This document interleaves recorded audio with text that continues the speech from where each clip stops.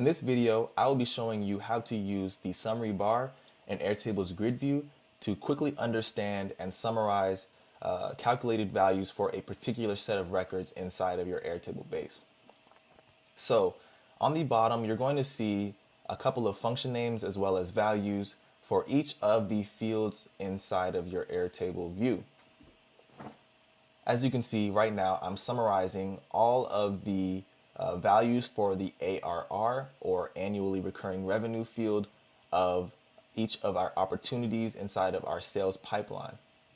So this sums up to about $56,000, but we can change this to a different type of aggregate function, such as the average, in order to see a different type of information for each of these records. So the average value of each of these deals is about $8,000 in ARR. So what we can actually do is even create a little bit more fine tuning inside of this summation just by selecting a particular set of cells to see the average for only those particular values. So that is going to, for these first three, be around $7,000 in terms of average ARR. In terms of the particular summary functions that you can use the summation, which is just adding every single value together. You can use the average, which is taking the average of all the values within that field. You can do the median, the minimum and maximum values. You can also do the range, so the difference between the minimum and maximum values. You can do the standard deviation. You can do the histogram, so these are both a little more of the fancy ones that you can do, as well as how many are empty, how many are filled, and how many unique values there are within there.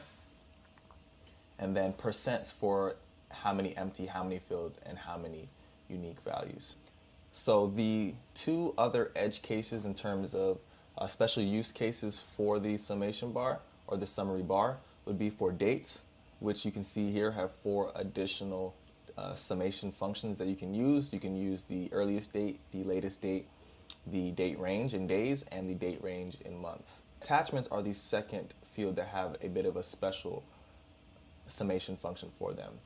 They have the ability to show you the total attachment size for all of the attachments in this particular field, for all the records in this particular view.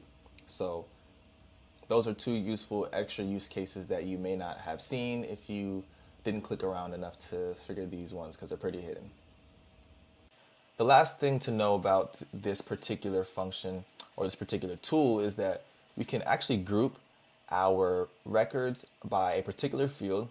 I will do the stage, and our summary bar is now going to be used for each of these particular single select values individually, as well as for all of the data as a whole. So this just helps you see, for example, in the sales pipeline, what is the average ARR for each particular stage in the pipeline, as well as the value of all of the deals in your pipeline using the main summary bar down here.